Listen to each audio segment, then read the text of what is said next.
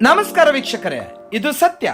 ಕೀನ್ಯಾದ ಪಾದ್ರಿ Edwin ಗತಾಂಗಿ ವೈಗುರು ಕ್ಯಾನನಿಕಲ್ Catholic ಚರ್ಚಿನೊಂದಿಗೆ ನೇಮಕಗೊಂಡಿದ್ದ ಇವರು Catholic ಕರಿಸ್ಮ್ಯಾಟಿಕ್ church ಎಂದು ಕರೆಯಲ್ಪಡುವ ರೋಮನ್ ಕ್ಯಾಥೋಲಿಕ್ ಸ್ಪ್ಲಿಂಟರ್ ಗುಂಪಿಗೆ ಪಕ್ಷಾಂತರಗೊಂಡ ನಂತರ ಅವರ ದೀರ್ಘಕಾಲದ ಸ್ನೇಹಿತೆ ಮಾರ್ಗರೆಟ್ ವಂಜಿರಾ ಗಿತುವೆ ಅವರನ್ನು ವಿವಾಹವಾದರು. ಇದು ದೇವರ ಇಚ್ಛೆ ಎಂದು ಕ್ಯಾಥೋಲಿಕ್ ಪಾದ್ರಿ ಹೇಳಿದ್ದಾರೆ.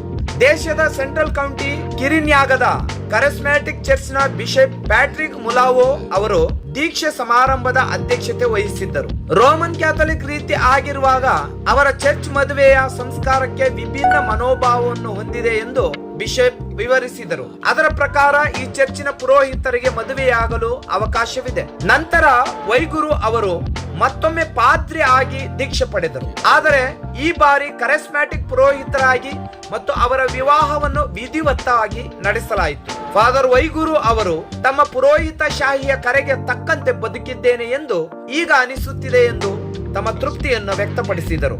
ವಿವಾಹ ಸಮಾರಂಭದಲ್ಲಿ ದಂಪತಿಗಳ ನೂರಾರು ಕುಟುಂಬ ಸದಸ್ಯರು ಮತ್ತು ಸ್ನೇಹಿತರು ಭಾಗವಹಿಸಿದ್ದರು. ನಾನು ತುಂಬಾ ಸಂತೋಷವಾಗಿದ್ದೇನೆ.